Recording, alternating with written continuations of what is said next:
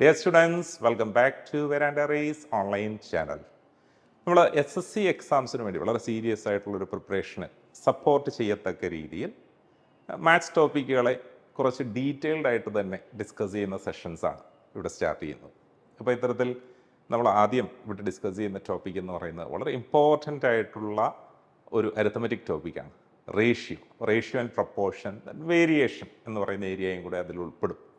അപ്പോൾ ഇവിടെ just previous year ക്വസ്റ്റ്യൻസിനെ discuss ചെയ്യുക എന്നുള്ളത് മാത്രമല്ല കേട്ടോ, വളരെ ബേസിക് ആയിട്ടുള്ള കോൺസെപ്റ്റ്സ് തൊട്ട് തന്നെ അത്യാവശ്യം വേണ്ട ബേസിക് കോൺസെപ്റ്റ്സ് തൊട്ട് തന്നെ നമ്മളിവിടെ ഡിസ്കസ് ചെയ്യും. അപ്പോൾ വളരെ ശ്രദ്ധയോട് കൂടിയിട്ട് ഈ ഒരു സെറ്റ് ഓഫ് വീഡിയോസ് ഫോളോ ചെയ്യുന്ന സ്റ്റുഡൻസിന് വളരെ ഈസി ആയിട്ട് തന്നെ ആ ടോപ്പിക്സ് അവിടെ നിന്ന് ക്യാച്ച് ചെയ്യാനായിട്ട് സാധിക്കും. അപ്പോൾ അതൊന്ന് സിസ്റ്റമാറ്റിക് ആയിട്ട് ഫോളോ ചെയ്യാനായിട്ടും ഇതിനോടനുബന്ധിച്ച് വരുന്ന സെറ്റ് ഓഫ് ക്വസ്റ്റ്യൻസ് അല്ലെങ്കിൽ കൂടുതലായിട്ട് നമ്മൾ തന്നെ മറ്റ് സോഴ്സസിൽ നിന്ന് ക്വസ്റ്റ്യൻസ് പ്രാക്ടീസ് ചെയ്യുകയും കൂടെ ചെയ്ത് കഴിഞ്ഞാൽ എഫക്റ്റീവായി. അപ്പോൾ നമുക്ക് ടോപ്പിക്കിലേക്ക് കിടക്കാം. അതിൻ്റെ ഫസ്റ്റ് പാർട്ടാണ് റേഷ്യോ ആൻഡ് പ്രൊപ്പോർഷൻ്റെ ഫസ്റ്റ് പാർട്ടാണ് നമ്മൾ ഡിസ്കസ് ചെയ്യുന്നത്. ആദ്യം നമുക്ക് കൺസിഡർ ചെയ്യേണ്ട what is A basic idea of ratio എന്നുള്ളതാണ്. അപ്പോൾ റേഷ്യോ എന്ന് പറഞ്ഞു കഴിഞ്ഞാൽ എന്തായിരിക്കും, ബേസിക്കായിട്ട് നമുക്ക് എങ്ങനെയായിരിക്കാം റേഷ്യോ എന്നുള്ള കോൺസെപ്റ്റിനെ ഡിഫൈൻ ചെയ്യാൻ പറ്റുക എന്നുള്ളതാണ്. അപ്പോൾ റേഷ്യോ എന്നുള്ളത് നമുക്ക് കൺസിഡർ ചെയ്ത് കഴിഞ്ഞാൽ it's A mathematical comparison between two or more same kind of quantities. അപ്പോൾ ഈ സെയിം കൈൻഡ് എന്നുള്ളത് ഇമ്പോർട്ടൻ്റ് ആണ് കേട്ടോ. ഒരേ സ്വഭാവത്തിലുള്ള രണ്ടോ അതിലധികമോ ക്വാണ്ടിറ്റീസിനെ കമ്പയർ ചെയ്യുന്നതാണ് റേഷ്യോ എന്ന് പറയുന്നത്. അപ്പോൾ ബേസിക് ആയിട്ടുള്ള ഐഡിയ ഒക്കെ നിങ്ങൾക്ക് കുറച്ച് ഫെമിലിയർ ആയിരിക്കും. ഇപ്പോൾ രണ്ട് പേരുടെ സാലറീസിനെ ആ എമൗണ്ട്സിൻ്റെ റേഷ്യോ നമുക്ക് കണ്ടുപിടിക്കാം. അപ്പോൾ ആ സാലറീസ് എന്ന് പറയുമ്പോൾ ഒരേ കൈൻഡ് ഓഫ് ക്വാണ്ടിറ്റീസ് ആണ്. രണ്ട് പേരുടെ ഏജസിനെ നമുക്കവിടെ കമ്പയർ ചെയ്യാം. രണ്ട് പേരുടെ വെയ്റ്റിനെ നമുക്കവിടെ കമ്പയർ ചെയ്യാം, രണ്ടോ അതിലധികമോ. അപ്പോൾ അതിൻ്റെ ഒരു മാത്തമെറ്റിക്കൽ കമ്പാരിസൺ ആണ് റേഷ്യോ എന്നുള്ളതുകൊണ്ട് ഉദ്ദേശിക്കുന്നത്. അപ്പോൾ ഇവിടെ നമുക്ക് അത്തരത്തിൽ കൺസിഡർ ചെയ്ത ഒരു എക്സാമ്പിൾ എടുത്തോളൂ. ഇവിടെ if the salary of A is 40,000 and that of B is 36,000, find the ratio between their salaries. അപ്പോൾ ഈ 40,000 36,000 റുപ്പീസാണ് കേട്ടോ. അപ്പോൾ സാലറി ഓഫ് എ 40,000 ആണ്, സാലറി ഓഫ് ബി 36,000 ആണ്. അങ്ങനെയാണെങ്കിൽ എയുടെയും ബിയുടെയും സാലറീസിൻ്റെ റേഷ്യോ എന്താണെന്നുള്ളതാണ് കണ്ടുപിടിക്കേണ്ടത്. അപ്പോൾ നമുക്ക് ഇങ്ങനെ കൺസിഡർ ചെയ്യാം. അപ്പോൾ എ ഉണ്ട്, ബി ഉണ്ട്. അപ്പോൾ എയുടെയും ബിയുടെയും സാലറീസിൻ്റെ റേഷ്യോ എന്ന് പറയുമ്പോൾ ഇവിടെ 40,000 ഉണ്ട്, അടുത്തയാളുടെ എന്ത് വന്നു 36,000 ഉണ്ട്. ഇവിടെ ഇനി നമ്മൾ ചെയ്യുന്നതെന്ന് വെച്ച് കഴിഞ്ഞാൽ ഈ വാല്യൂസിലെ പൊതുവായിട്ടുള്ള അഥവാ കോമൺ ആയിട്ടുള്ള ഫാക്ടറിനെ അങ്ങ് റിമൂവ് ചെയ്താൽ മതി. ഇപ്പോൾ ഉദാഹരണത്തിന് ഇവിടെ നോക്കിയാൽ മനസ്സിലായി, രണ്ടിടത്തും 1000 ഉണ്ടല്ലേ. 1000നെ നമ്മൾ ആദ്യം ഒന്ന് സിംപ്ലിഫൈ ചെയ്യും. അപ്പോൾ ഇത് ചെറുതായി 40, 36 എന്നായി. അതിനെ വീണ്ടും ചെറുതാക്കാം. ഈ രണ്ട് നമ്പേഴ്സിനെ നമുക്ക് എന്തുകൊണ്ട് ഡിവൈഡ് ചെയ്യാം? 4 കൊണ്ട് ഡിവൈഡ് ചെയ്യാം. അപ്പോൾ അത്തരത്തിൽ 4 കൊണ്ട് ഡിവൈഡ് ചെയ്യുമ്പോൾ ഇത് 10 എന്നും 4 കൊണ്ട് ഡിവൈഡ് ചെയ്യുമ്പോൾ 9 എന്നും കിട്ടി. അപ്പോൾ ഇതാണ് ഈ പറഞ്ഞ സാലറീസിൻ്റെ മോസ്റ്റ് സിംപ്ലിഫൈഡ് റേഷ്യോ. ക്ലിയർ? അപ്പോൾ ഇതിനെയാണ് നമ്മൾ റേഷ്യോ എന്നുള്ളത് ഉദ്ദേശിക്കുന്നത്. ഇനി ഇത്തരത്തിൽ റേഷ്യോ എഴുതുമ്പോൾ ഇതിൽ ഈ ആദ്യ ടേമിനെ ഒരു പേര് വിളിക്കും, അതുപോലെ രണ്ടാമത്തെ ടേമിന് ഒരു പേരുണ്ട്. മാത്തമെറ്റിക്കലി ആ ടേംസ് എന്താണെന്നും കൂടെ ഒന്ന് മനസ്സിലാക്കി വെച്ചു. ഈ ആദ്യ ടേമിനെ ഇത്തരത്തിൽ രണ്ട് വാല്യൂസ് ഉൾപ്പെടുന്ന ഒരു റേഷ്യോ അറേഞ്ച്മെൻ്റ് ആണെങ്കിൽ ആദ്യ ടേമിനെ വിളിക്കുന്ന പേരാണ് ആൻറ്റിസിഡൻറ്റ്. ആദ്യ ടേമിനെ വിളിക്കുന്നത് ആൻറ്റിസിഡൻറ്റ്. ഈ രണ്ടാമത്തെ ടേമിനെ വിളിക്കുന്ന പേരാണ് കോൺസിക്വൻറ്റ്. അപ്പോൾ ആൻറ്റിസിഡൻറ്റും കോൺസിക്വൻറ്റും, രണ്ടാമത്തെ ടേം കോൺസിക്വൻറ്റ്. അപ്പോൾ ആ ടേംസ് ഒന്ന് മനസ്സിലാക്കി നോക്കുക. ഇനി ഇതേ റേഷ്യോയെ തന്നെ നമുക്ക് ഫ്രാക്ഷനായിട്ടും എക്സ്പ്രസ് ചെയ്യാം. രണ്ട് വാല്യൂസ് ആണല്ലോ. രണ്ട് വാല്യൂസ് എന്ന് പറയുമ്പോഴത്തേക്ക് നമ്മൾ ഇങ്ങനെ എഴുതാം, A/B. ഇപ്പോൾ നമുക്ക് കിട്ടിയ എന്താ 10/9 എന്നാണ്. അപ്പോൾ ഇങ്ങനെ എഴുതുമ്പോൾ ഫ്രാക്ഷനായിട്ട് എഴുതുമ്പോഴത്തേക്കിന് ഈ 10 എന്താ ന്യൂമറേറ്റർ, 9 എന്തായിരിക്കും ഡിനോമിനേറ്റർ. ഇനി ഇത്തരത്തിൽ ടെർമിനോളജീസ് രണ്ട് ടേംസ് വന്നെങ്കിലേ ഉള്ളൂ കേട്ടോ. രണ്ടിൽ കൂടുതൽ വന്നു കഴിഞ്ഞാൽ പ്രത്യേകിച്ച് ടേംസ് അവിടെ യൂസ് ചെയ്യുന്നില്ല. അപ്പോൾ നമുക്ക് അതിൻ്റെ ബേസിക് ടൈപ്പ് ഓഫ് ഓപ്പറേഷൻസിനെ കുറച്ചുകൂടെ മനസ്സിലാക്കാനായിട്ട് മറ്റൊരു എക്സാമ്പിളും കൂടെ നമുക്കിവിടെ കൺസിഡർ ചെയ്യാം. 3 numbers are in a ratio of 3:4:5 and the sum is 60. Find the difference between the largest and the least among them. അപ്പോൾ ഇവിടെ ഒരു ടിപ്പിക്കൽ ഫോർമാറ്റിൽ വരുന്ന നമുക്ക് എക്സ്പെക്ട് ചെയ്യാവുന്ന ടൈപ്പ് ഓഫ് ഒരു ബേസിക് ക്വസ്റ്റ്യനാണ്. അപ്പോൾ ഇവിടെ എങ്ങനെയാണ് ചെയ്യേണ്ടത്, ഈ ക്വസ്റ്റ്യനെ എങ്ങനെയൊക്കെ സമീപിക്കാം. അപ്പോൾ ഇവിടെ പ്രധാനമായിട്ടും 3 ബേസിക് മെത്തേഡ്സ് ആണ്. അപ്പോൾ ആ 3 ബേസിക് മെത്തേഡ്സും നമ്മൾ അറിഞ്ഞു വെക്കുക. ഓരോ സാഹചര്യത്തിനനുസരിച്ച് അതിൻ്റെ സ്യൂട്ടബിൾ ആയിട്ടുള്ള മെത്തേഡ്സ് നമുക്ക് അപ്ലൈ ചെയ്യാൻ പറ്റണം. ഇവിടുത്തെ ആദ്യത്തെ മെത്തേഡ് എന്ന് പറയുന്നത് മൾട്ടിപ്ലിക്കേറ്റീവ് ഫാക്ടർ മെത്തേഡ് എന്ന് പറയും. അപ്പോൾ ആദ്യത്തെ മെത്തേഡാണ് multiplicative factor method.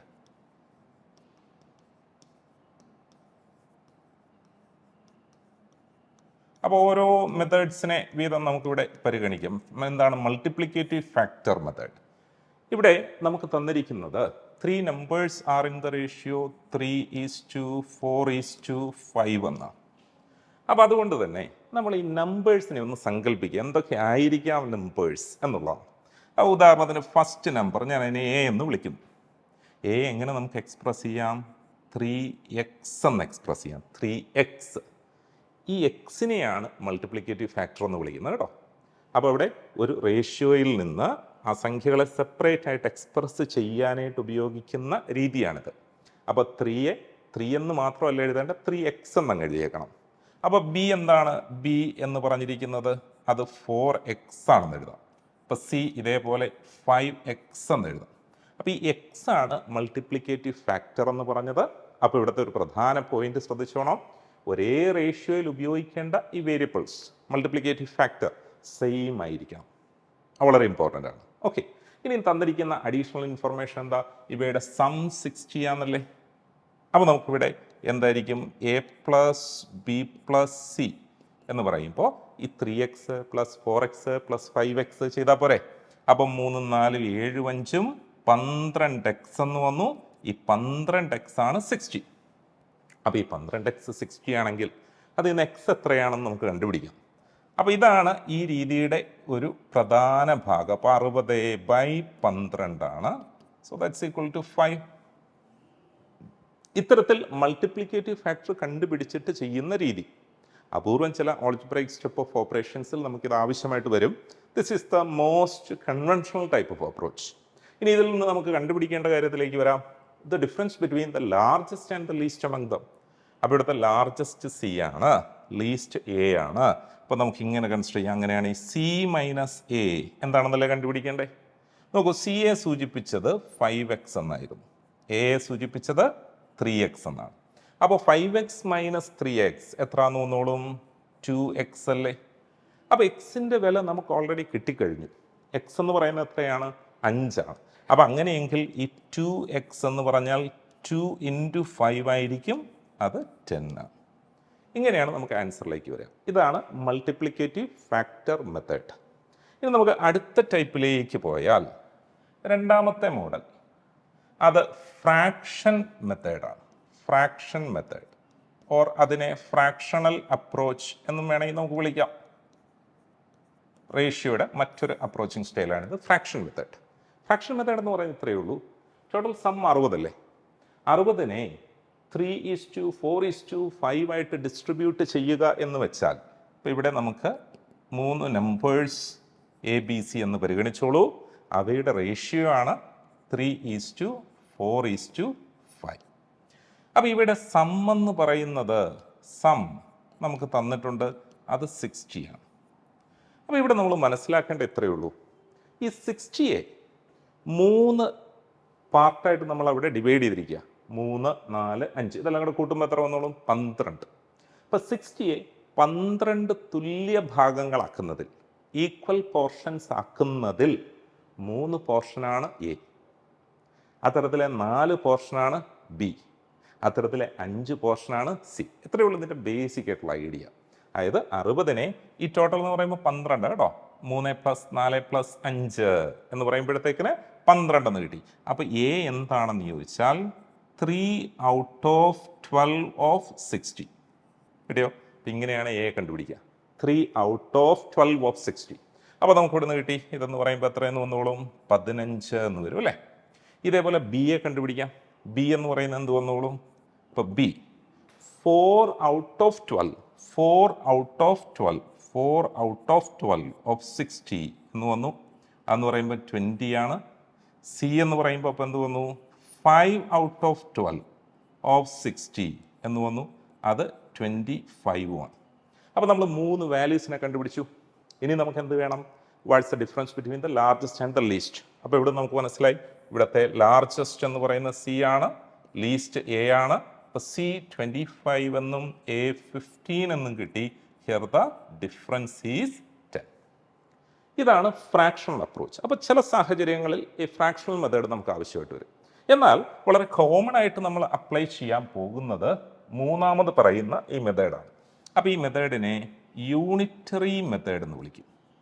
Unitary method.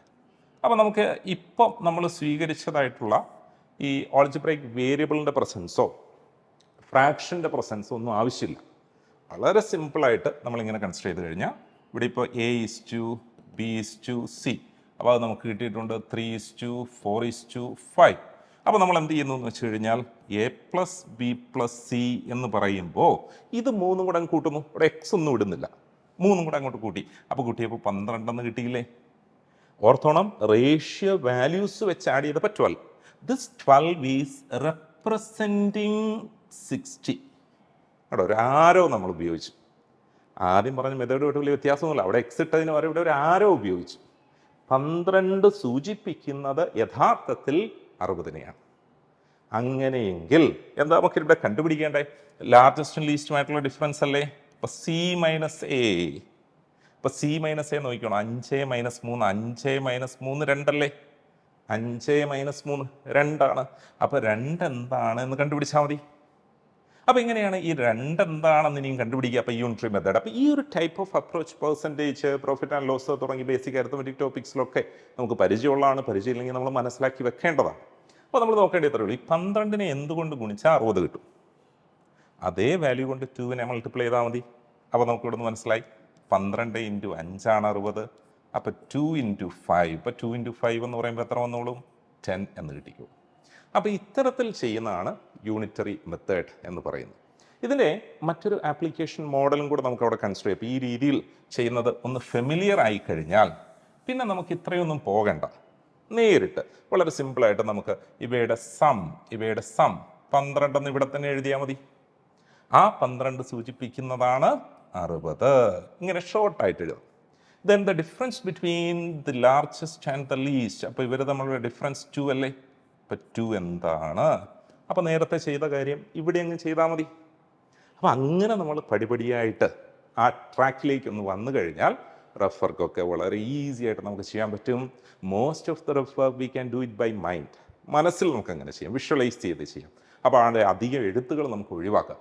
അപ്പോൾ എന്താ വളരെ ഫാസ്റ്റായിട്ട് നമുക്ക് അവിടെ ആൻസേഴ്സിലേക്ക് എത്തിച്ചേരുവാൻ സാധിക്കും. ടൈം സേവിങ് ആയിരിക്കും. അപ്പോൾ ഇത്രയാണ് എൻ്റെ ഒരു ബേസിക് ഐഡിയ. നമുക്കിനി ഇത് അപ്ലൈ ചെയ്യുന്ന പ്രോബ്ലത്തിലേക്ക് കിടക്കാം. അപ്പോൾ കൂടുതൽ ക്വസ്റ്റ്യൻസ് വരുമ്പോൾ അവിടെ എങ്ങനെ അപ്ലൈ ചെയ്യാം എന്നുള്ളതാണ് നമുക്കിവിടെ നോക്കേണ്ടത്. നോക്കിക്കോളൂ, ഫസ്റ്റ് ക്വസ്റ്റ്യൻ. അപ്പോൾ എല്ലാവരും അവിടെ ട്രൈ ചെയ്ത് നോക്കണം.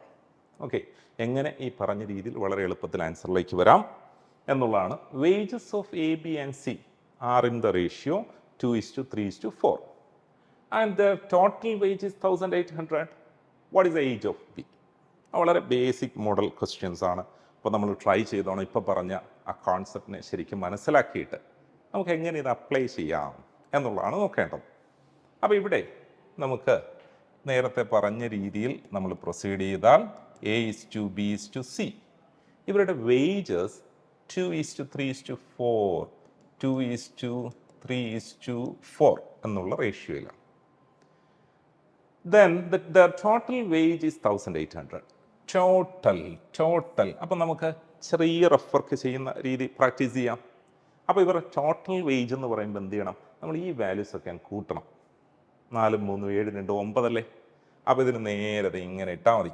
Total wage 9. റെഡിയോ? അത്രയും മതി. അപ്പോൾ വേറെ അല്ലാതെ അഡീഷണൽ ആയിട്ട് നമ്മൾ എടുത്തെഴുതൊന്നും വേണ്ട. ഈ 9 സൂചിപ്പിക്കുന്നതാണ് യഥാർത്ഥത്തിൽ 1800.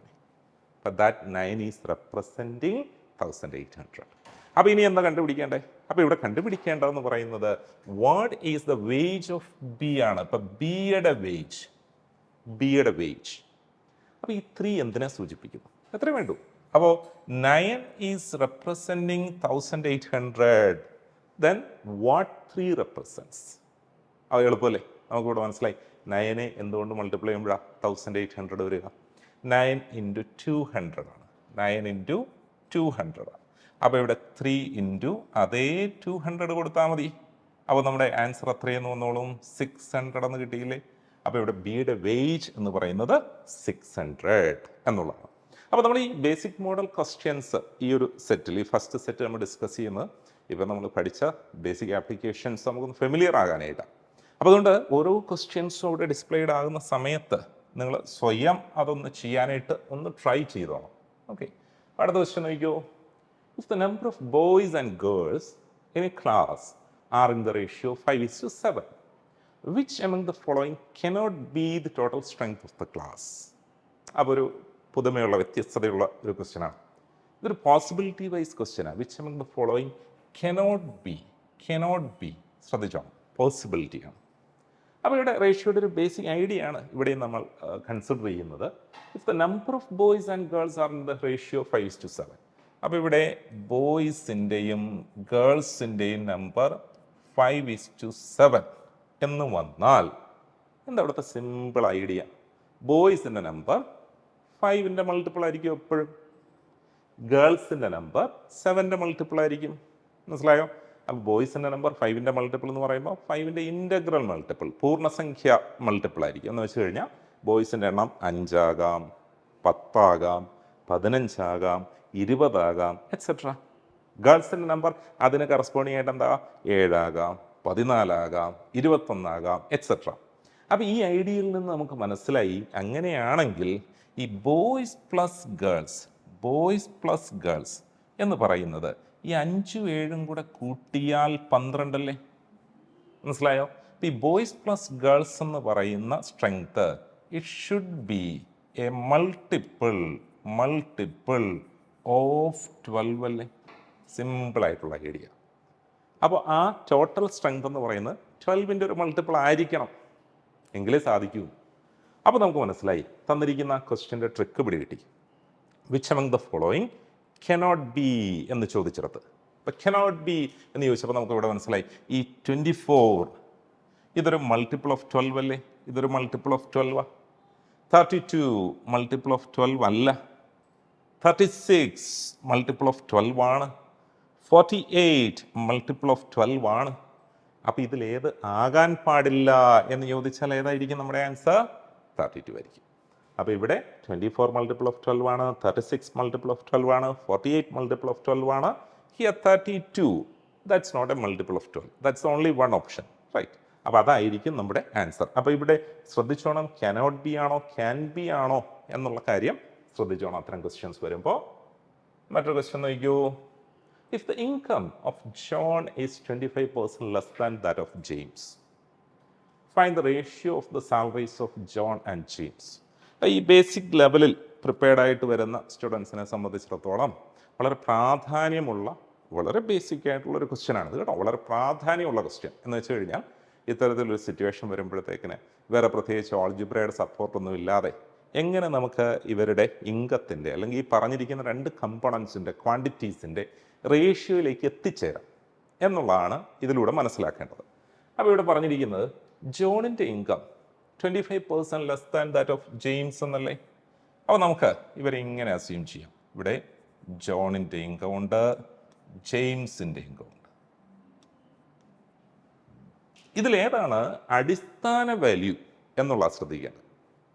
ജോണിൻ്റെ ഇൻകമാണോ ജെയിംസിൻ്റെ ഇൻകമാണോ ഈ പറഞ്ഞ സ്റ്റേറ്റ്മെൻറ്റിലെ ബേസ് ആയിട്ട് പരിഗണിച്ചിരിക്കുന്നത്? അതെങ്ങനെയാണ് നമ്മൾ അറിയുക?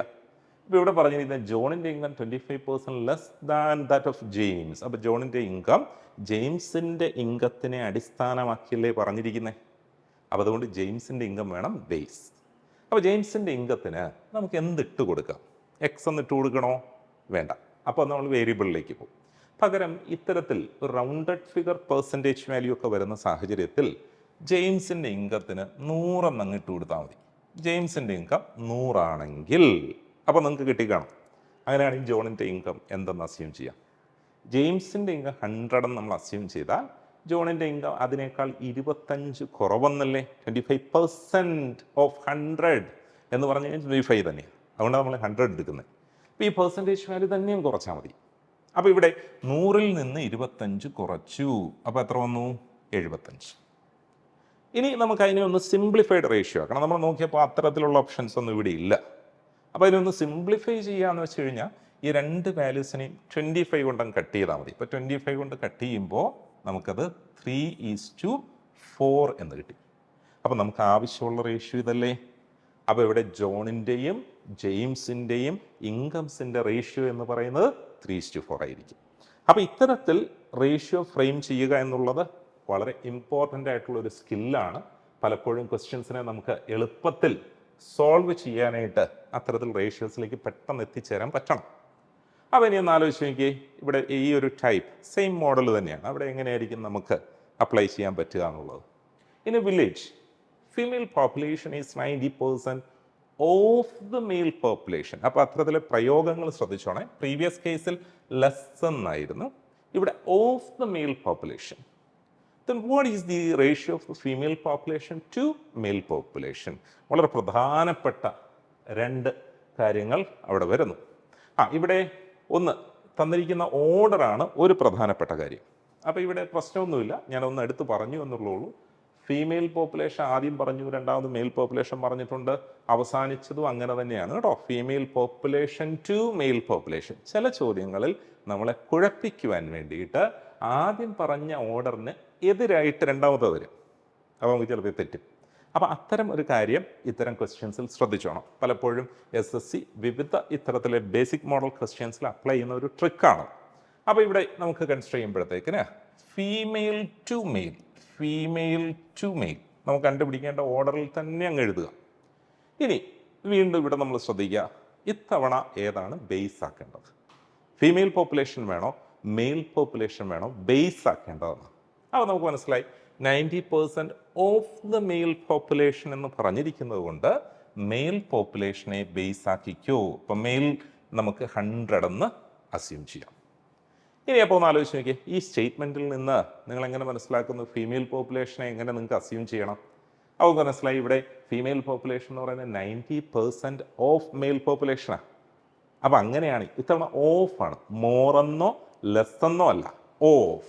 അപ്പോൾ എത്രയാണോ മെയിൽ പോപ്പുലേഷൻ അതിൻ്റെ 90% ആണ് ഫീമെയിൽ പോപ്പുലേഷൻ.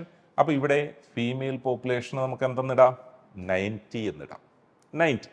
അപ്പോൾ നമുക്ക് അതിനെ ഒന്ന് സിംപ്ലിഫൈ ചെയ്താൽ എത്രയെന്ന് കിട്ടിക്കോളൂ? അത് 9:10 എന്ന് നമുക്ക് കിട്ടും. 9:10 എന്ന് കിട്ടിക്കോളും. ഇത്തരത്തിൽ ആ ബേസിക് ആയിട്ട് റേഷ്യോയിലേക്ക് വരാനായിട്ട് നമ്മളപ്പോൾ ശ്രദ്ധിച്ചോണം. അപ്പോൾ അവിടെ നമുക്ക് ശ്രദ്ധിക്കേണ്ട കാര്യങ്ങൾ രണ്ടെണ്ണം. ഒന്ന്, ഈ പറഞ്ഞിരിക്കുന്ന സ്റ്റേറ്റ്മെൻറ്റ് എങ്ങനെയാണ്? ഒരു കമ്പാരിസൺ ഫോമിലാണോ പറഞ്ഞിരിക്കുന്നത്? അതായത് ഇത്ര കൂടുതൽ ഇത്ര കുറവ് എന്നുള്ള രീതിയിലാണോ പറഞ്ഞിരിക്കുന്നത്? അതോ ഡയറക്റ്റ് അതിനെ ബേസ് ആയിട്ട് ഡയറക്റ്റ് ആയിട്ട് പറഞ്ഞിരിക്കുകയാണോ? അതായത് മെയിൽ പോപ്പുലേഷൻ എത്രയാണോ അതിൻ്റെ 90% ആണ് ഫീമെയിൽ പോപ്പുലേഷൻ എന്നുള്ള ഡയറക്റ്റ് അപ്രോച്ചാണ് അവിടെ കൊടുത്തിരിക്കുന്നത് എന്നുള്ളത് ശ്രദ്ധിച്ചോണം. അടുത്ത ക്വസ്റ്റ്യനിലേക്ക് വാ. വേറെ വലിയ പുതുമയൊന്നുമില്ല, എന്നാൽ മറ്റൊരു ടോപ്പിക്കിൻ്റെ മറ്റൊരു കോൺസെപ്റ്റിൻ്റെ കടന്നുകയറ്റം ഇവിടെയുണ്ട്. ഏതാ കോൺസെപ്റ്റ്? അതെന്ന് പറയുന്നത് നമ്മുടെ ഇൻഡിസസ് അഥവാ എക്സ്പോണൻസ് എന്നുള്ള കോൺസെപ്റ്റിൻ്റെ ഒരു ആപ്ലിക്കേഷൻ ഇതിലേക്ക് വരും. എന്ത് എക്സ്പോണൻസ്? ഇങ്ങനെ പവർ ഇട്ട് എഴുതുന്നില്ലേ, അത്തരം നമ്പേഴ്സിനെ നമുക്ക് എക്സ്പോണൻസ് എന്ന് വിളിക്കാം. അപ്പോൾ SSCയുടെ ഒരു ടിപ്പിക്കൽ മോഡൽ ക്വസ്റ്റ്യനാണ്. അപ്പോൾ ഇവിടെ ഇവിടെ നമ്മൾ അപ്ലൈ ചെയ്യുന്ന ബേസിക് ഐഡിയ എന്ന് വെച്ചാൽ റേഷ്യോയെ ഫ്രാക്ഷൻ ആക്കി ഉപയോഗിക്കുക എന്നുള്ള ട്രിക്കാണ് ഇവിടെ നമ്മൾ ഉപയോഗിക്കുന്നത് കേട്ടോ. റേഷ്യോയെ ഫ്രാക്ഷൻ ആക്കി ഉപയോഗിക്കുക, സാഹചര്യത്തിനനുസരിച്ച് സൗകര്യത്തിനനുസരിച്ച് അങ്ങോട്ടും ഇങ്ങോട്ടും മാറ്റി നമുക്ക് ഉപയോഗിക്കാം. അപ്പോൾ ഇവിടെ ശ്രദ്ധിച്ചോണം, 2:1.5 2:5 തമ്മിലുള്ള റേഷ്യോ ആണ് നമുക്കിവിടെ കണ്ടുപിടിക്കേണ്ടത്. അപ്പോൾ നമുക്ക് അതിനെ ഇങ്ങനെ അങ്ങ് എഴുതിക്കും, 2:1.5 ഡിവൈഡഡ് ബൈ 2:5 എന്ന് എഴുതിക്കും. അപ്പോൾ നമുക്ക് സിംപ്ലിഫൈ ചെയ്യാനായിട്ടുള്ള ഒരു ടെൻഡൻസി വന്നോളും. എങ്ങനെ അതിനെ ചെയ്യാം? അപ്പോൾ ഇതിന് വേണ്ടിയിട്ട് നമ്മൾ അത്യാവശ്യം അറിഞ്ഞിരിക്കേണ്ട ഒരു എക്സ്പോണൻഷ്യൽ റൂളുണ്ട്. അതെന്താണെന്ന് മനസ്സിലാക്കിക്കോണം. a⁻m ഡിവൈഡഡ് ബൈ a⁻n എന്ന് പറഞ്ഞാൽ അത് a⁻m-n ആയിരിക്കും. a⁻m ഡിവൈഡഡ് ബൈ a⁻n എന്ന് പറഞ്ഞാൽ അത് a⁻m-n ആയിരിക്കും. അപ്പം അങ്ങനെയെങ്കിൽ ഇവിടെ നമുക്ക് ഇതിനെ എങ്ങനെ എഴുതാം? 2:1.5 മൈനസ് 0.5 ഇങ്ങനെ എഴുതാം. അപ്പം ഇങ്ങനെ എഴുതുമ്പോഴത്തേന് മനസ്സിലായി 1.5ൽ നിന്ന് 0.5 കുറച്ച് കഴിഞ്ഞാൽ ഒന്നല്ലേ അവശേഷിക്കുക. അപ്പോൾ ഇത് 2⁻1 എന്ന് വന്നു. 2⁻1 എന്ന് പറഞ്ഞാൽ എന്താ? 2 ആണ്. പക്ഷെ നമ്മൾ നോക്കിയപ്പോൾ ഇതിൻ്റെ അകത്ത് അങ്ങനെ ഒരു ഓപ്ഷൻ കിടപ്പില്ല അല്ലേ. അപ്പോൾ റേഷ്യോ ആക്കണം. റേഷ്യോ ആക്കണമെങ്കിൽ ഇതിൻ്റെ ഡിനോമിനേറ്റർ എന്താണെന്നുള്ളതും കൂടെ ചിന്തിച്ചോണം. അപ്പോൾ വെറുതെ 2 എന്ന് പറഞ്ഞാൽ നമുക്ക് 2/1 എന്ന് എഴുതാം. വെറുതെ 2 എന്ന് പറഞ്ഞാൽ അതിനെ 2/1 എന്ന് എഴുതാം. അപ്പോൾ നമ്മുടെ റേഷ്യോ എന്ത് വരും? Numerator is to denominator. Numerator is to denominator എന്നുള്ള ഫോമിൽ എഴുതിക്കോണം. അത് 2:1. അപ്പോൾ ഈ ഐഡിയ മനസ്സിലാക്കിയെങ്കിൽ അടുത്ത ക്വസ്റ്റ്യൻ നിങ്ങൾക്ക് അപ്പോൾ തന്നെ ചെയ്യാം. ഒന്ന് ട്രൈ ചെയ്തേ. ഒരല്പം കൂടി കടന്ന് ചിന്തിക്കണം എന്ന് മാത്രം. അപ്പോൾ ഇവിടെയും എക്സ്പോണൻസിൻ്റെ ഓപ്പറേഷൻസ് തന്നെയാണ്, വേറെ പ്രത്യേകിച്ച് വ്യത്യാസമൊന്നുമില്ല. ഇത്തവണ 4:3.5 2:5 വന്നു. ഇത് സിംപ്ലിഫൈ ചെയ്യാൻ പറ്റണം എന്നുണ്ടെങ്കിൽ ഈ രണ്ടിടത്തുമുള്ള ബേസ് തുല്യമായിരിക്കണം, സെയിം ആയിരിക്കണം. അപ്പോൾ ഇവിടെ അങ്ങനെ ഒരു ചെറിയ പ്രശ്നമുണ്ട്. ഇത് 4 ആണ്, ഇത് 2 ആണ്. പക്ഷെ നമുക്ക് മനസ്സിലായി 4 എന്ന് പറയുന്ന ബേസിക്കലി എന്ത് തന്നെയാണ്? 2 തന്നെയാണ് അല്ലേ. അപ്പോൾ ആ ഒരു തരത്തിലേക്ക് നമുക്കിതിനെ ഒന്ന് കൺവേർട്ട് ചെയ്യാം. അപ്പോൾ അവിടെ നമ്മൾ ആദ്യം മനസ്സിലാക്കുന്ന ഈ 4:3.5ൻ്റെ രൂപം നമുക്കൊന്ന് മാറ്റണം. ഈ 4 എന്ന് പറഞ്ഞാൽ 2ൻ്റെ രൂപത്തിലേക്ക് മാറ്റിയാൽ 4 ഈസ് സിംപ്ലി 2² raised to 3.5. അപ്പോൾ ഇവിടെ എക്സ്പൊണൻഷ്യൽ റൂളിൽ അറിഞ്ഞിരിക്കേണ്ട മറ്റൊരു പ്രധാന സംഗതിയാണ്, ബേസിന് നമ്മൾ ഇത്തരത്തിൽ ഒരു രൂപമാറ്റം വരുത്തിയാൽ, അങ്ങനെ മറ്റൊരു വാല്യൂവിൻ്റെ പവറായിട്ട് നമ്മൾ എക്സ്പ്രസ് ചെയ്താൽ അപ്പോഴേ അതിനെ പ്രൊട്ടക്റ്റ് ചെയ്തുകൊണ്ടൊരു ബ്രാക്കറ്റ് ഇട്ടോണം, അല്ലെ പിന്നെ കൺഫ്യൂഷൻ വരും. അപ്പോൾ അതിനെ പ്രൊട്ടക്റ്റ് ചെയ്തൊരു ബ്രാക്കറ്റ് ഇട്ടു, എന്നിട്ട് raised to 3.5 എന്ന് കൊടുത്തു. അപ്പോൾ അവിടെ ഒരു റൂളിനും വർക്കൗട്ട് ആകും. ആ റൂൾ എന്ന് പറയുന്നത് ഇങ്ങനെയാണ്: a raised to m the whole raised to n. a raised to m the whole raised to n എന്തായിരിക്കും? അതെന്ന് പറയുമ്പോൾ a raised to m into n ആണ്. a raised to m into n. അങ്ങനെയെങ്കിൽ ഇവിടെ നമുക്കിത് മനസ്സിലായി. ഇത് 2 raised to 2 into 3.5 അല്ലേ? 2 into 3.5 എന്താ? 2 into 3.5 7 ആണ്. അപ്പോൾ നമുക്കിതിനെ എഴുതാം, this is same as 2 raised to 7. അപ്പോൾ ഇനി ഈ കാര്യങ്ങളൊക്കെ വ്യക്തമായി. നമുക്ക് ഫൈനൽ റേഷ്യോയിലേക്ക് വരാൻ പോവാണ്. Therefore നമുക്കിവിടെ കണ്ടുപിടിക്കേണ്ടത് 4 raised to 3.5 divided by 2 raised to 5 എന്ന് പറയുന്നത് 2 raised to 7 by 2 raised to 5ന് തുല്യമാണ്. മനസ്സിലായോ? 2 raised to 7 by 2 raised to 5ന് തുല്യമാണ്. അപ്പോൾ നമ്മൾ ഇത് ഓൾറെഡി പഠിച്ചു. ഇങ്ങനെ വരുന്ന സാഹചര്യത്തിൽ അത് 2 raised to 7 minus 5 എന്ന് എഴുതിയാൽ മതി. 2 raised to 7 minus 5 എന്ന് പറഞ്ഞാൽ 2² ആണ്. 2² എന്ന് പറഞ്ഞു കഴിഞ്ഞാൽ 4 ആണ്. 4 എന്ന് പറഞ്ഞു കഴിഞ്ഞാൽ അത് 4/1 ആണ്. 4/1. അപ്പോൾ അതിന് റേഷ്യോ ആയിട്ട് എഴുതിയാൽ എങ്ങനെ എഴുതാം? 4:1 എന്ന് നമുക്ക് എഴുതാം. 4:1. ക്ലിയർ ആയല്ലോ? അപ്പോൾ അത്തരം ക്വസ്റ്റ്യൻസിനെ ഈ രീതിയിലാണ് നമുക്ക് കൺവേർട്ട് ചെയ്ത് കൊണ്ടുവരേണ്ടത്. അത്യാവശ്യം ആ എക്സ്പൊണൻഷ്യൽ റൂൾസ് നമ്മളൊന്ന് അറിഞ്ഞു വെച്ചോണം. ഒരു പ്രധാനമായിട്ട് ഒരു 8 എക്സ്പൊണൻഷ്യൽ റൂൾസാണ് ഉള്ളത്. അപ്പോൾ അതിനെ ഒന്ന് എഴുതി ഇന്ന് തന്നെ ഒന്ന് പഠിച്ചോണം. ഡിഫറെൻ്റ് ആയിട്ടുള്ള എക്സ്പൊണൻഷ്യൽ റൂൾസ്, ഇപ്പം നമ്മൾ പറഞ്ഞ പോലത്തെ റൂൾസ്. അടുത്ത ക്വസ്റ്റ്യൻ നോക്കിയോ. Sum of 2 numbers is thrice their difference. The ratio is. അപ്പോൾ ഒന്നുമില്ല, ആ 2 നമ്പേഴ്സിനെ കുറിച്ച് അങ്ങ് പറയാം. ഏത് 2 നമ്പേഴ്സ്? അപ്പോൾ ഒരു ജനറൽ സ്റ്റേറ്റ്മെൻ്റ് ആയത്. ഏത് 2 നമ്പേഴ്സിൻ്റെ സമ്മ്, ഏതെങ്കിലും 2 നമ്പേഴ്സിൻ്റെ സമ്മ് ത്രൈസ് ദെയർ ഡിഫറൻസ് ആണെങ്കിൽ, അവയുടെ വ്യത്യാസത്തിൻ്റെ 3 മടങ്ങാണെങ്കിൽ ആ നമ്പേഴ്സിൻ്റെ റേഷ്യോ ഉണ്ടായിരിക്കും. അപ്പോൾ എങ്ങനെ നമുക്ക് എഴുതാൻ പറ്റുക? അപ്പോൾ നമുക്ക് ആ നമ്പേഴ്സ് എന്ന് പറയുന്നത് എക്സും വൈയും ആണെന്ന് കരുതിക്കോ. നമ്പേഴ്സ് എക്സും വൈ. അപ്പോൾ നമ്മൾ ഇത് പ്രാക്ടീസ് ചെയ്യുന്ന സമയത്ത് let the numbers be X and Y അങ്ങനെയൊന്നും എഴുതാൻ നിൽക്കേണ്ട. നമ്മുടെ മനസ്സിലുണ്ട് എക്സും വൈയും ആണ് ആ 2 നമ്പേഴ്സ്. അപ്പോൾ ഇവിടെ നമ്മളോട് പറഞ്ഞിരിക്കുന്നപ്പോൾ ശ്രദ്ധിച്ചോണം, 2 നമ്പേഴ്സിൻ്റെ സം, അപ്പോൾ എക്സും വൈയും ആണ്. The sum is equal to thrice their difference. Thrice their difference എന്നപ്പോൾ എങ്ങനെ എഴുതുക? 3 times their difference. ഡിഫറൻസിനെ നമുക്ക് എങ്ങനെ എഴുതി? എക്സ് മൈനസ് വൈ എന്നെഴുതി. അവിടെ ഒരു പ്രധാന കാര്യം ശ്രദ്ധിച്ചോണേ.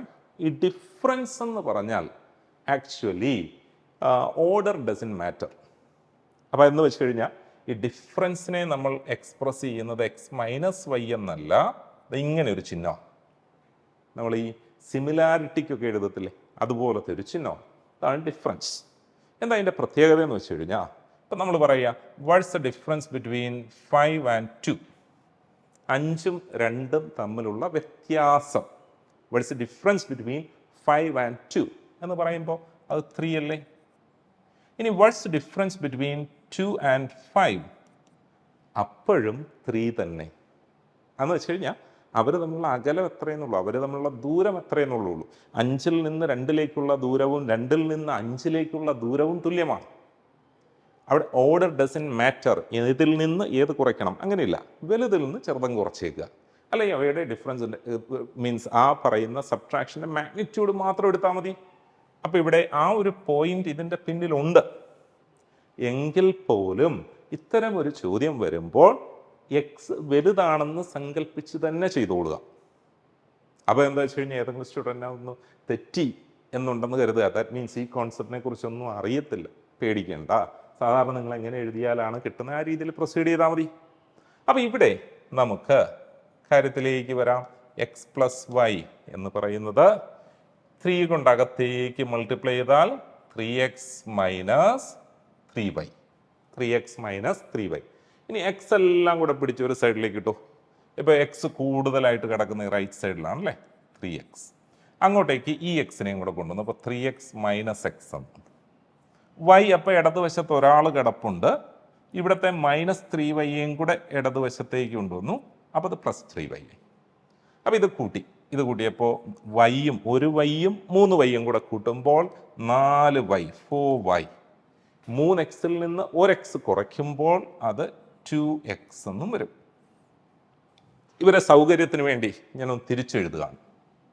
So this is same as 2x equal to 4y. എന്തിനാ അപ്പോൾ അങ്ങനെ ഞാൻ തിരിച്ചെഴുതിയത്? എക്സ് ഈസ് ടു വൈ എന്ന് എഴുതാനായിട്ടാണ്. അപ്പോൾ എക്സ് ഈസ് ടു വൈ, എക്സിന് താഴേക്ക് ഈ വൈയെ കൊണ്ടുവന്നാൽ ഈ വൈയെ നമ്മൾ വലിച്ച് ലെഫ്റ്റ് സൈഡിലേക്ക് കൊണ്ടുപോകും എന്ന് സിമ്പിളായിട്ട് കരുതിക്കും. ഓക്കെ, അപ്പോൾ റൈറ്റ് സൈഡിൽ 4 ഓൾറെഡി കിടപ്പുണ്ട് ന്യൂമറേറ്ററിൽ. ഈ 2വിനെ റൈറ്റ് സൈഡിലെ ഡിനോമിനേറ്ററിലേക്ക് കൊടുത്താൽ പോരെ. അപ്പോൾ നമുക്ക് കിട്ടി അത് 4/2. 4/2 നമുക്ക് മനസ്സിലായി. ഫർദർ സിംപ്ലിഫൈ ചെയ്യുമ്പോഴത്തേക്കിന് 2/1 എന്ന് കിട്ടും. അതുകൊണ്ട് നമ്മുടെ സംഖ്യകളുടെ റേഷ്യോ എന്താണ് എന്ന് ചോദിച്ചാൽ അത് 2:1 എന്ന് കിട്ടി. അപ്പോൾ 2:1. എന്തിനാ ഞാൻ ഇത്രയും കാര്യങ്ങളൊക്കെ അവിടെ പറഞ്ഞതെന്ന് വെച്ചാൽ, ഇതിൻ്റെ യഥാർത്ഥത്തിലുള്ള മാത്തമെറ്റിക്കൽ ആൻസർ ഏതാണ് എന്ന് ചോദിച്ചാൽ അത് 2:1 1:2 ആകാം. രണ്ടും പോസിബിളാണ്. ഡിഫറൻസ് എന്ന് പറഞ്ഞിരിക്കുന്നതുകൊണ്ട് so that's an independent relationship. Order doesn't matter. അപ്പോൾ അതുകൊണ്ട് 1ഉം 2ഉം 1 ആകാം. പക്ഷേ SSC അപ്പോൾ അത്തരം ക്വസ്റ്റ്യൻസ് ചോദിക്കുന്ന അവസരത്തിൽ SSC എന്ന് മാത്രമല്ല കേട്ടോ, ഓൾമോസ്റ്റ് ഓൾ ദ കോമ്പറ്റേറ്റീവ് എക്സാംസിലും ഇത്തരത്തിലുള്ളൊരു കൺഫ്യൂസ്ഡ് എലിമെൻറ്റ് അവിടെ കീപ്പ് ചെയ്യുമ്പോൾ വലുത് ആദ്യം ചെറുത് രണ്ടാമത് എന്നുള്ള ഓർഡറിലായിരിക്കും ആൻസർ വരിക. എന്തുകൊണ്ടാണെന്ന് വെച്ച് കഴിഞ്ഞാൽ ഈ ഒരു ചോദ്യത്തെ ഭൂരിഭാഗം സ്റ്റുഡൻസും അപ്രോച്ച് ചെയ്യുമ്പോൾ ഇങ്ങനെയല്ലേ എഴുതി വരൂ, അതിന് വേണ്ടിയിട്ടാണ്. പക്ഷേ യഥാർത്ഥത്തിൽ ഈ 1:2ഉം ആപ്ലിക്കബിൾ ആണ് എന്നുള്ള കാര്യം മറക്കരുത്. അടുത്ത ക്വസ്റ്റ്യൻ നോക്കൂ. There is a ratio of 5:4 between two numbers. If 40% of the first number is 12, then 50% of the second number is. അപ്പോൾ നമുക്ക് പെർസെൻറ്റേജിനെയും കൂടെ ഇതിലേക്ക് ബ്ലെൻഡ് ചെയ്തിരിക്കുകയാണ്. അപ്പോൾ ഇവിടെ നമുക്ക് കൺസിഡർ ചെയ്യുമ്പോഴത്തെ രണ്ട് നമ്പേഴ്സിൻ്റെ റേഷ്യോ 5:4 ആണെന്ന് പറഞ്ഞു. അപ്പോൾ നമുക്കൊന്ന് സ്റ്റാർട്ട് ചെയ്യാൻ വേണ്ടിയിട്ട് നമ്പേഴ്സിനെ ഞാൻ ഇങ്ങനെ ഇട്ടു 5:4. അപ്പോൾ അതിൽ നിന്ന് ഞാൻ ഒന്ന് അടർത്തി എടുക്കുകയാണ് കേട്ടോ. എ എന്ന് പറയുന്നതിനെ എങ്ങനെയപ്പോൾ അസ്യൂം ചെയ്യാം? 5x എന്ന് നമുക്ക് അസ്യൂം ചെയ്യാം. ആ എക്സിനെ എന്ത് വിളിക്കൂ എന്നാണ് പറഞ്ഞേ? എക്സിനെ വിളിക്കുന്ന പേരാണ് മൾട്ടിപ്ലിക്കേറ്റീവ് ഫാക്ടർ. ഇനി അപ്പോൾ ബി എന്ത് വേണം? ഇപ്പോൾ ബിക്കും ഈ എക്സിൻ്റെ കൂട്ട് കൊടുക്കണം. അപ്പോൾ ബിയെ നമുക്ക് 4x എന്ന് നമുക്ക് എക്സ്പ്രസ് ചെയ്യാം. അപ്പോൾ അങ്ങനെയാണെങ്കിൽ ഇനി പറഞ്ഞിരിക്കുന്ന സ്റ്റേറ്റ്മെൻറ്റ് നോക്കിയേ. 40% ഓഫ് ദ ഫസ്റ്റ് നമ്പർ. അപ്പോൾ 40% of the first number, so that is 12. അപ്പോൾ ഇത് കണ്ടപ്പോഴേ നമുക്ക് മനസ്സിലായി നമുക്ക് ഈ എക്സ് എന്താണെന്ന് കണ്ടുപിടിക്കാൻ സാധിക്കുമെന്ന്, അല്ലേ? അത് കണ്ടുപിടിച്ച് കഴിഞ്ഞാൽ 50% ഓഫ് ദ സെക്കൻഡ് നമ്പർ കണ്ടുപിടിക്കാൻ അപ്പോൾ എളുപ്പമല്ലേ? 50% ഓഫ് 4x. ഇതെന്താണെന്നാണ് നമ്മുടെ ചോദ്യം. മനസ്സിലായല്ലോ? അപ്പോൾ ഇവിടെ നമ്മൾ ശ്രദ്ധിക്കേണ്ട ഒരു ട്രിക്കി പാർട്ട് നമ്മൾ സൂക്ഷിച്ച് നോക്കിയാൽ മനസ്സിലാക്കാം. ഈ 40ഉം 5ഉം മൾട്ടിപ്ലൈ ചെയ്താൽ എന്ത് കിട്ടുമോ അത് തന്നെ ആയിരിക്കത്തില്ലേ ഈ 50ഉം 4ഉം മൾട്ടിപ്ലൈ ചെയ്താലും? 40 × 5 ദാറ്റ് ഈസ് സെയിം ആസ് 50 × 4. രണ്ടും സെയിം ആണ്. ദാറ്റ് മീൻസ് ലെഫ്റ്റ് സൈഡ്സ്, ഈ പറയുന്ന LHSഉം ഈ LHSഉം ലെഫ്റ്റ് ഹാൻഡ് സൈഡ് കേട്ടോ, ഈക്വലിൻ്റെ ഇടതുവശത്തുള്ളത്. അപ്പോൾ ഇതും ന്യൂമറിക്കലി തുല്യമാണ്. അങ്ങനെയാണെങ്കിൽ RHSഉം തുല്യമാകണ്ടേ? അപ്പോൾ നമുക്ക് വലിയ കാൽക്കുലേഷൻസിലേക്കൊന്നും പോകണ്ട. ഇവിടെ റൈറ്റ് സൈഡും തുല്യമായിരിക്കും. അതുകൊണ്ട് നമ്മുടെ ആൻസർ 12. അപ്പോൾ ഇങ്ങനെ നമ്മൾ പഠിക്കുന്ന അവസരത്തിൽ നമുക്കവിടെ സ്വാഭാവികമായിട്ട് സംശയം വരാം. അതായത് ഇതിങ്ങനെ തുല്യമായതുകൊണ്ടല്ലേ നമുക്ക് പെട്ടെന്ന് പറഞ്ഞത്, ഇത് തുല്യമാകാത്ത ഒരു സാഹചര്യമായിരുന്നെങ്കിൽ എന്ത് ചെയ്യും? അപ്പോൾ ചെയ്യേണ്ട രീതി ഇത്രയേ ഉള്ളൂ. ഇവിടെ ഈ പറഞ്ഞ കാര്യം ലെഫ്റ്റ് ഹാൻഡ് സൈഡ്സിൻ്റെ റേഷ്യോ എന്ന് വെച്ചാൽ 40% ഓഫ് 5x ഡിവൈഡഡ് ബൈ, അപ്പോൾ 40% of 5x divided by 50% of 4x. നോക്കൂ, അതിൻ്റെ അകത്തെ ബാക്കി കാര്യങ്ങളൊക്കെ എടുത്ത് കളഞ്ഞു. ഈ പേഴ്സൻ്റ് ഓഫ് രണ്ടിടത്തുകൊണ്ട് ഇനി എഴുതേണ്ട, എക്സ് എഴുതേണ്ട. കാര്യം നമ്മൾ അതിനെ റേഷ്യോ ആക്കി, ലെഫ്റ്റ് ഹാൻഡ് സൈഡിനെ റേഷ്യോ ആക്കി. So that's equal to 12 divided by നമുക്ക് കണ്ടുപിടിക്കേണ്ട വാല്യൂവിനെ k എന്ന് വിളിച്ചു. അപ്പോൾ ഇവിടെ ഈ പറഞ്ഞ രീതിയിൽ ഒരു ന്യൂമറിക്കൽ ഫേവറബിൾ സിറ്റുവേഷൻ ഇല്ല എങ്കിൽ നമ്മൾ ചെയ്യേണ്ട രീതിയാണ് ഈ പറഞ്ഞത്. ഇതങ്ങ് സിംപ്ലിഫൈ ചെയ്താൽ മതി. അപ്പോൾ പിന്നെ നമുക്കവിടെ വേറെ എക്സിനെ അവിടെ കൊടുക്കേണ്ട ആവശ്യമോ ഒന്നും വരുന്നില്ല. നേരിട്ട് ഇതിനെ അങ്ങ് സിംപ്ലിഫൈ ചെയ്തെടുത്തു കഴിഞ്ഞാൽ എന്തെന്ന് തന്നെ കിട്ടിക്കോളും? 12 എന്ന് തന്നെ കിട്ടിക്കോളും. അപ്പോൾ ആ ഒരു ഓപ്പറേഷനെ അവിടെ എങ്ങനെയൊന്ന് മനസ്സിലാക്കിക്കോണം. അതിനിടയ്ക്ക് ഇതേപോലത്തെ ന്യൂമറിക്കൽ ട്രിക്ക് വന്നു കഴിഞ്ഞാൽ അതിനെ പെട്ടെന്ന് ക്യാച്ച് ചെയ്യാനും ഒന്ന് ശ്രമിച്ചോണം. മുമ്പ് ചെയ്ത ചോദ്യത്തിൻ്റെ പോലെ തന്നെ ഒരു ജനറൽ ആസ്പെക്റ്റിൽ വരുന്ന ഒരു ക്വസ്റ്റ്യൻ ആണിത്. ഏത് രണ്ട് നമ്പേഴ്സിനെ കുറിച്ച് പറയുകയാണ്. ഇവിടെ പറയുകയാണ് sum of 2 numbers is 40 and the difference is 4. അപ്പോൾ ഏതൊക്കെയാണ് നമ്പേഴ്സ് എന്നുള്ളതിലേക്ക് നമുക്ക് എത്തണം. ഏതൊക്കെയാണ് നമ്പേഴ്സ് എന്നല്ല, ആ നമ്പേഴ്സിൻ്റെ റേഷ്യോയിലേക്കാണ് നമ്മൾ എത്തുക. ഇപ്പോൾ ഇവിടെ പറഞ്ഞിരിക്കുന്നു the sum of 2 numbers is 40 and the difference is 4, the ratio of the numbers. അപ്പോൾ എങ്ങനെ എഴുതാം? നമുക്ക് ആ രണ്ട് നമ്പേഴ്സിൻ്റെ sum x plus y 40 and their difference. അപ്പം ഞാൻ മുമ്പ് ഡിഫറൻസിനെ കുറിച്ച് പറഞ്ഞ കാര്യം ഓർത്തോണം. നിങ്ങൾക്കത് എക്സ് മൈനസ് വൈ എന്നോ വൈ മൈനസ് എക്സ് എന്നോ എടുക്കാനുള്ള റൈറ്റ് ഉണ്ട്. ബട്ട് ഇങ്ങനത്തെ ക്വസ്റ്റ്യൻസ് വരുമ്പോൾ വേറെ കൺഫ്യൂഷൻസ് വേണ്ട. എക്സ് തന്നെ വലുതെന്ന് സങ്കല്പിച്ചങ്ങ് എഴുതിയാൽ മതി. അപ്പോൾ എക്സ് മൈനസ് വൈ എന്ന് പറയുന്നത് 4 എന്നെടുത്തു. അപ്പോൾ ഇത്തരത്തിലുള്ള ഇത്തരം ഇക്വേഷൻസിനെ എന്ത് വിളിച്ചു? സിമ്പിൾ ഇക്വേഷൻസ് എന്ന് വിളിച്ചല്ലേ. അതായത് ഫസ്റ്റ് ഡിഗ്രി ഇക്വേഷൻ എന്ന് പറയും. എക്സിൻ്റെയും വൈയുടെയും ഒക്കെ പവർ 1 അല്ലേ.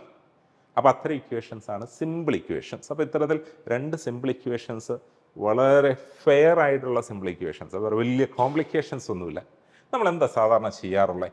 ഈ ഇക്വേഷൻസിനെ തമ്മിൽ ആഡ് ചെയ്യും. അപ്പോൾ ഇതിനെ നമ്മൾ ഇക്വേഷൻ 1 എന്നും ഇതിനെ ഇക്വേഷൻ 2 എന്നും ഒക്കെ വിളിച്ചാൽ നമ്മൾ ഈ ഒന്നാമത്തെയും രണ്ടാമത്തെയും ഇക്വേഷൻസ് ആഡ് ചെയ്യുമ്പോൾ എന്ത് സംഭവിക്കും? എക്സ് കൂടെ കൂട്ടപ്പെടും അല്ലേ. ഇപ്പോൾ 2x ആകും. ഇവിടെ 40 4 കൂടെ കൂട്ടി 44.